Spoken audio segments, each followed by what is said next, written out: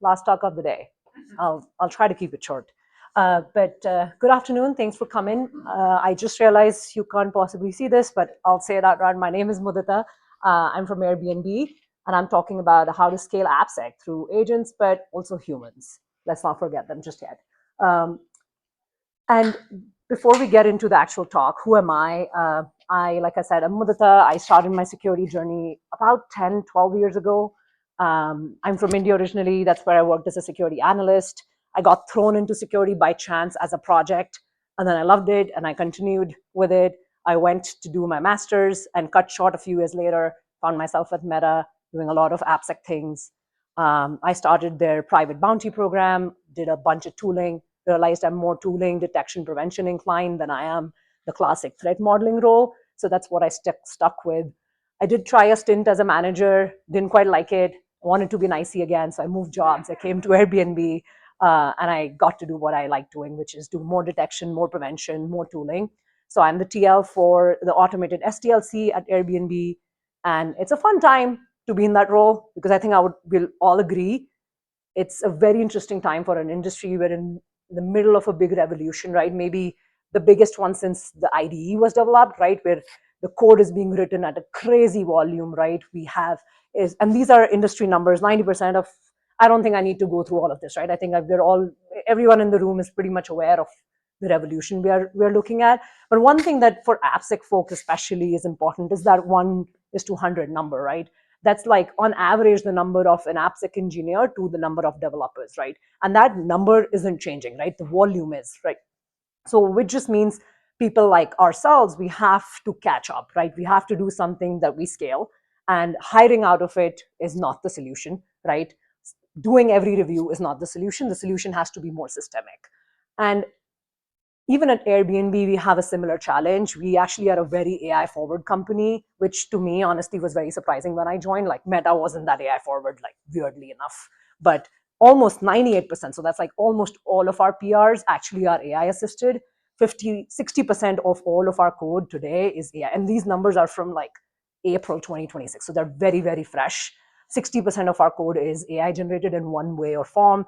And that last number you see, that's actually 1.5 million lines of code written by non-engineers, because we have what we call async AI agentic development, which means you don't even have to enter the IDE. You could literally just tell the agent to build code, and it bypasses the IDE and it just creates PRs for you. So that 1.5 million lines of code is the amount of code that was written by non-engineers. So our PMs, our analysts, Airbnb is a very design heavy company. So a lot of designers also write code now. This number used to be 0 3 years back. So we as the security team have a big problem, which is we need to scale, right? Like we need to scale without having the budget to hire out of this. So the whole talk is exactly that. I want to walk you through what we are doing to approach that problem, and the approach we are taking, and hopefully we can all learn something from it, including myself, hopefully. So we built our strategy mostly around 3 pillars. The first is tooling, of course, but not just any tooling. I want to talk about how we unified most of our tooling and kept things very consistent.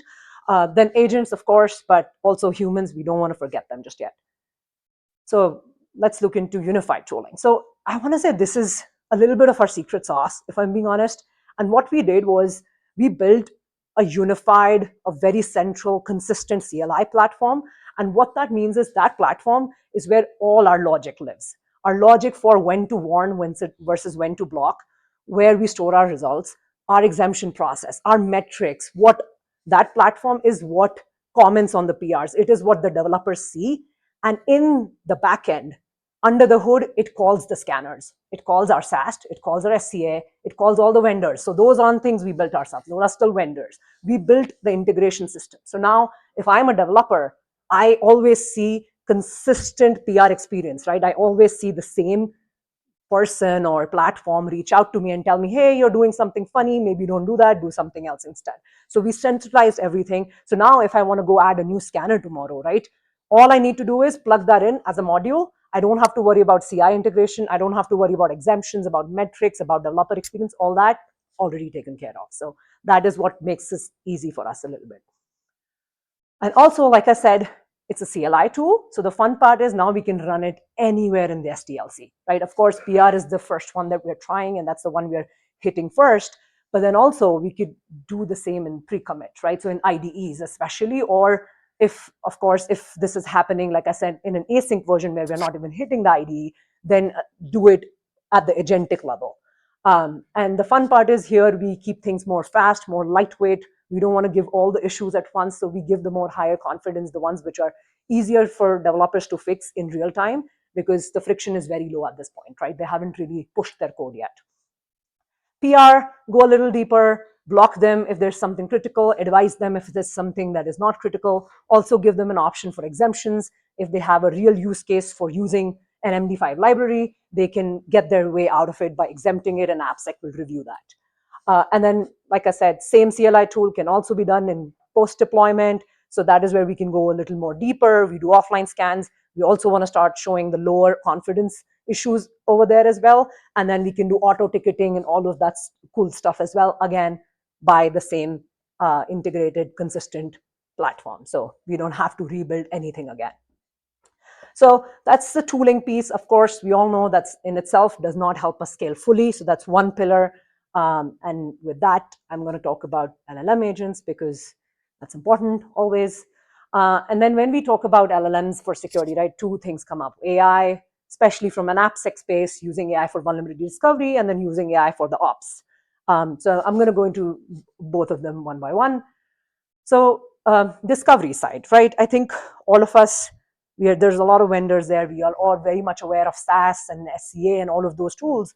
And we know that those deterministic tools, very good at finding some of the, your textbook vulnerabilities, right? Your OS top 10, something that is there's almost, like well understood pattern, something that's very generic. You could literally take it out of the box and you'll get good coverage. But I think most of us would agree that's only half the picture at best. You then have this big plethora of issues, which are the contextual issues, right? Like authorization. It's a very, very difficult one to solve with SAST alone. And that's where we feel the context really matters. That's where we wanted to spend some time, especially with the AI.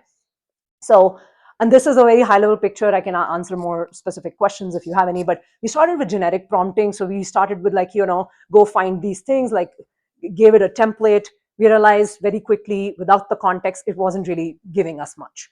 So fun thing is what we already had as a prior project, we had security requirements as code.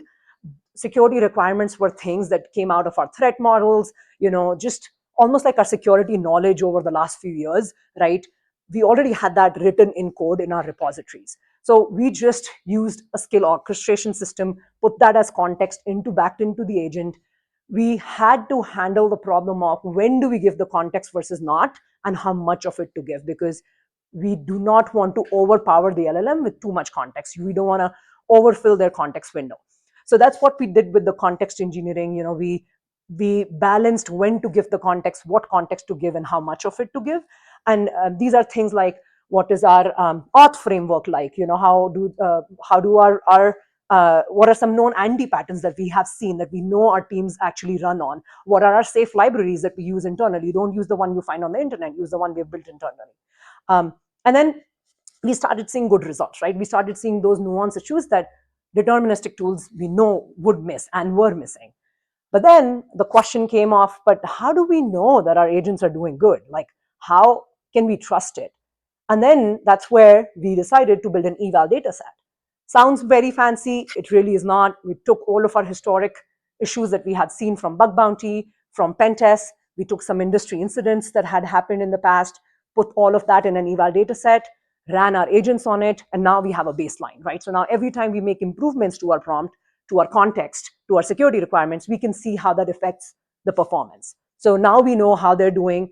We have tried a lot of different techniques. And I know there was a speaker earlier in this very room who were talking about, LLM as a judge and a lot of other like chain of thought reasoning. So we have tried all of that and seen which is giving us the best results on these eval data sets. And this is still a work in progress, I would say. We have only started with a little bit of the eval data set, but we'll keep improving that as we go. And now the other side of using AI, which is let's scale it.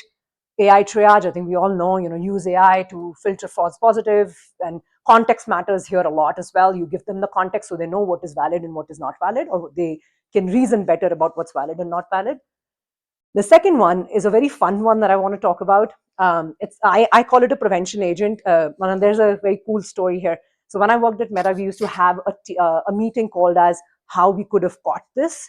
And the idea of that meeting was a bunch of us would meet together and say, let's look at each bug bounty issue that we have seen in the last week, 10 days, whatever, and ask ourselves the question, how we would find this internally the next time. So I literally took that meeting and I put that as an agent. So now agent looks at every bug bounty issue, manually found issue that comes through, and asks itself the question, can we find this through our tooling today? So now based on what it finds, it could either go create a new SaaS rule, maybe tell me there's a gap in my dependency scanner or in my SaaS rule. I am not, maybe I don't have my syncs right? I need to add a new sync, for example.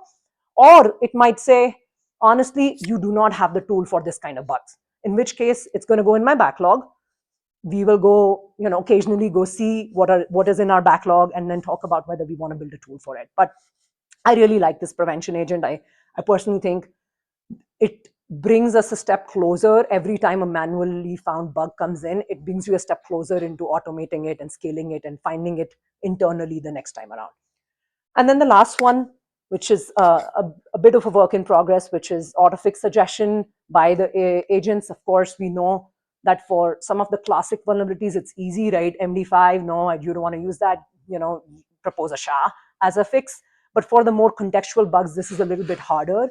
But we're trying that, and we started small. So far, we're seeing good results. But I know as we scale that out, we might have to face a little more challenges, which we'll have to come across. But yeah, by using AI in both detection and then also for scaling, our attempt is to match up with the speed of the volume of the code that's coming at us right now. And like I said, I don't want to forget humans just yet. Maybe Mythos changes my mind, but not today.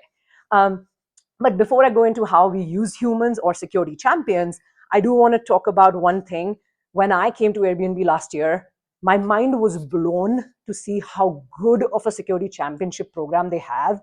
And I feel sad that they have not come out and spoken about it at any of the conferences. So I wanted to take the opportunity to come tell people what they have done differently. And this is not me, like as in not my team, but this is assistant team within InfoSec.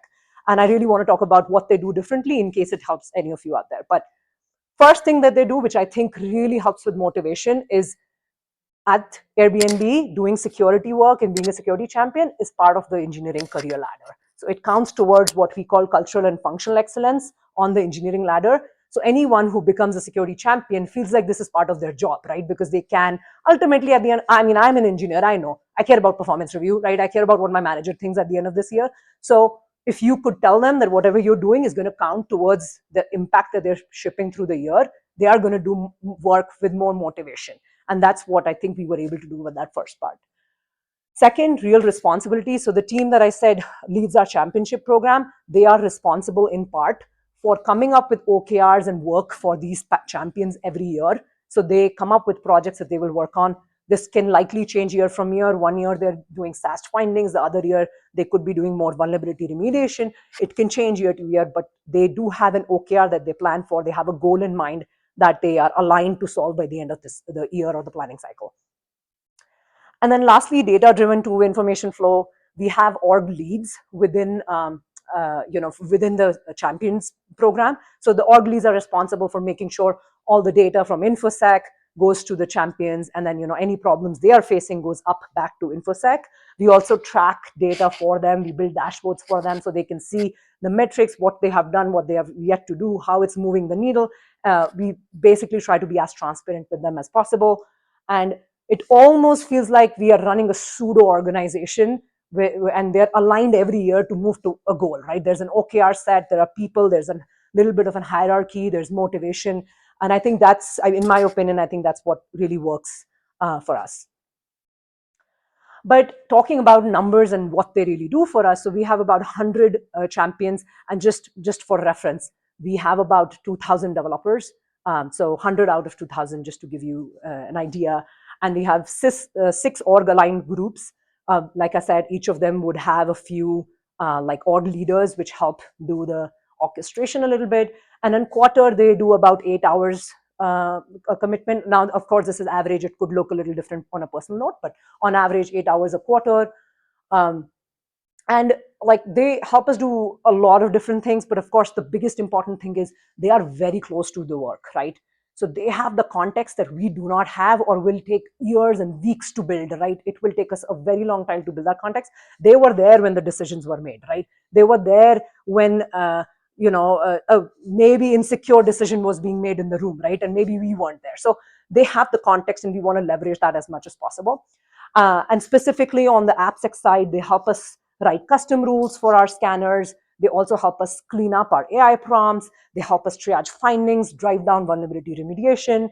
On the more non-tooling side, they pair with our security engineers to do threat modeling, to do risk assessment. So again, they're in the room to provide that context. They're in the room to also take that information back to their orgs. And then this last one is something we are going to try soon. I guess we have done a little bit, but not too much actively, which is, and I personally find this is really important, especially for tech companies, getting buy-in. That's always hard. You could build a lot of good libraries, safe paths, safe defaults, nicer infrastructure, secure defaults.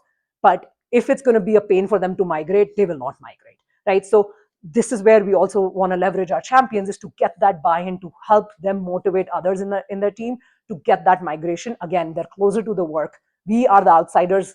Thankfully, they're not, right? They're almost like our secret agents. But cool. So we've talked about all three pillars. Now, if I were to tell you how that comes together, I would imagine you to look at it almost like this hourglass kind of a figure, where up top is all the huge amount of code that is coming in. The tooling catches the known patterns. So now the number of code that you have to look, like the lines of code you have to look at, is now smaller. You have your predictable patterns. The LLM agents now catch the more contextual bugs, the authorization bugs, the business logic bugs. It also filters the noise. So now what comes out is a higher signal, really critical findings that we want our champions to look at, use their judgment, use their context, help us triage those findings. And the fun part, and I love feedback loops for some reason, the fun part is every time champions triage these findings for us, they might tell us, hey, we need to improve our rules, right? So that goes back into tooling. So we improve our tooling based on the feedback that we get from our champions. Similarly, they might help us improve our LLM agents with better prompts, right? Better context, better security requirements. And another fun part is whatever they validate as true then feeds into our eval data set that I initially showed, right? Because now that's a valid found issue, so that can go back to our eval data set. And in return, champions now see a much, much better or less false positives the next time around this happens, right? Because they helped improve the system. So with this, not only are we able to scale, but we're also able to improve the system as we go slowly but surely. And I talked a lot about detection today, but I do want to say prevention. And I think the previous year, I think you also spoke about prevention is greater than remediation. I 100% agree. And I think what would really, really be cool is to use this very same capability that we have built, but use it more for prevention. And that would be our plan too, is to gradually go into using this for prevention. And what that means is just prevent this insecure code from being written, right? Of course, we are finding things in pre-commit and IDE, but I think what would also be cool is that if a human is writing code, show them an IDE what they could do better. If an AI is writing code and there is no IDE, then use either of these two things, or maybe there's more ways to do it too, but give them the context, give them the security requirements, use hooks. Hooks are basically a way for an LLM to always go consult something, makes it a little more deterministic than probabilistic, and then come back and check whether or not they used that context or not. Similarly, maybe slightly easier is let agent develop code and then have a deterministic check in the end and be like, did they use the secure library or not? And if they did not, ask the agent to write the code again and again until it does it right.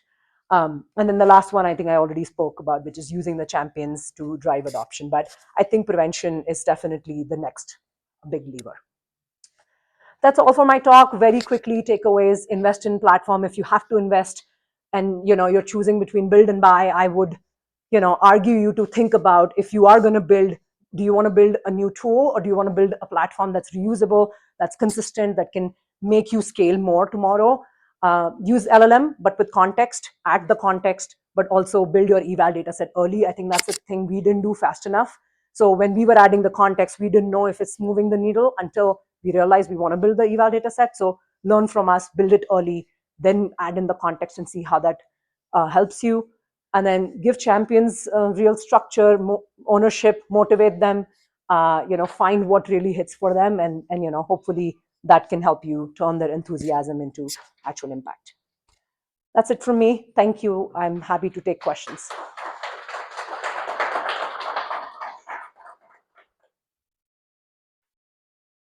I'll ask. Sure. So you have 1.5 million lines of code created by AI. You have a bug bounty program that's going. Is anybody looking at those 1.5 million lines of code? And if a bug bounty were to come in for that code, Yeah. would you know where to even begin to find it? So to answer the first part, is someone looking? Yes, we're still looking because it still goes through the PR, right? Like they're skipping the IDE because it's agentic development and it's async, right, but it still hits the PR. So fortunately, all the checks we have on the PR are still happening. PR, if it's Friday afternoon, about time to go home. Oh yeah, I know. But we do have like PR reviews. I mean, I don't think we can do much about that problem anyway. But in all seriousness, that's where the centralized platform that I showed, right? It does block you for the critical findings, right, and the only way around it is either to fix it or get an exemption from AppSec. Right, but what if it's a functional issue versus a security issue? Sure, yeah, then it will still go through 100%. And again, that's we hope we find it in post commit. If not, I know bug bounty. I mean, of course, we don't want to go there, but that's our like last lever. And thankfully, though, that one, and I don't want to speak for sure, but my understanding is that 1.5 million lines of code was the ones written by non-engineers. So that's written by our designers, our PMs. Most probably that's more internal code, that's more like they wrote scripts for their own internal use, that's not product facing, that's not user facing. So that's one saving grace for us. But yeah, if it was product facing, it would probably show up in bug bounty. Yeah. Yeah. And you were talking about using like generic prompts and all that prompts and code. Can you explain a little bit more? I mean, do you use like AI to like code and then yeah, that's essentially what we do. So we started with, when I say generic prompts, it was just literally just me like playing around with like, hey, so we have big, large mono repos. So I literally told AI one fine day, just for experimentation, go look at my mono repo and help me find these kind of issues. And then I gave like a mini prompt saying, these are the issues I want to find. I realized that although it gave me okayish results, it did not have the context. So for instance, we use a specific authorization mechanism. It did not quite understand that that's what we use. So it was looking for a very generic way of doing authorization. It was saying, oh, you don't do authorization because you don't do this, this, and this. But it doesn't understand that we use the checks live elsewhere, essentially. So then I gave it the context. I told it exactly what to look for, what do we use, and then I started seeing that it would not give me those very nuanced, noobish answers anymore.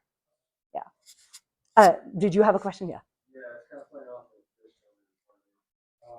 Functionality is always my problem on how I made AI it. Yeah. Figured out a way to not have like checks and balances where it's like that PDS or whatever QA test like stare at something and say, and you made a great point, like somebody internally makes a script, just by saying AI makes a script, and 1.5 million lines of code later, you've got all those lines of code that are how do you go through, because then you're going to look at the flaw, no problem. Yeah. Yes, flaw, no flaw, proceed. Yeah. Functionality, what do you do? Yeah, it's a hard problem. And I think at some point, it's all about risk too, right? And like, I'm being honest, like you have to draw the line somewhere and say, okay, maybe right now we only care about what's going out in the product, right? What's reachable outside. I know inside a thread is real, but let's focus on the outsider thread first. And then inside a thread, hopefully things like EDR and other places and our logging can help us over there. That's like our saving grace. But you are right, like some functionality you cannot find. And I think that's a little bit of my problem with deterministic scanners also, is it's always going to just find like, the lower hanging fruits. It's going to find things that you're like, I get it, but I can also look at the code and tell, there's nothing, there's nothing too novel there. And I think the novelty generally lives in like those contextual business logic bugs. And that's where we really rely on our champions too, to help us. And again, this is part of what they do, this is part of their job. So sometimes they come to us and they say, oh, I found this, this was reported through bug bounty, or someone internally found it. This is a very functional, to your point, like very business logic bug that we found. Can you help us make this into a SaaS rule? Sometimes it's possible, honestly, sometimes it's not. And wherever we have seen that it's not, we try to layer that with AI. So we start with a very noisy rule, and then we run AI on top and say, cut noise here, and here. And whatever is left, we try to triage that. I'll still be honest with you, not the best idea. It would give us like 40 issues. Like maybe we started with 400, it's less, but 40 is also a lot when maybe only 2 are true positive. So we're playing around with that, but mostly the approach we have taken is this space. Where do we want to focus first? Where is our biggest risk?